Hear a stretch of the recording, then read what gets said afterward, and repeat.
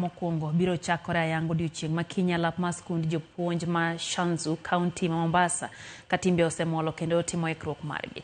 Tuke mag tam mokwongo oting'o tuke mag okapu, jotugo 5 koni gi koni, tuke mag rugby, jotugo 15 koni gi koni, hockey, handball, cross country, kaachiel gi tuke mag ng'wech.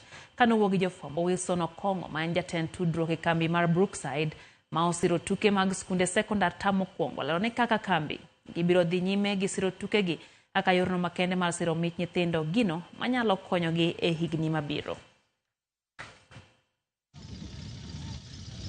We played against All Saints last year in the group stages. They won with a margin of 6-3. And we went back to the drawing board. Wako kwa hesabu, they're on the chopping board. Game 1 will be against Viga. And so far, so good. Vijana wamejipanga. Well, we expect to have a very tough competition.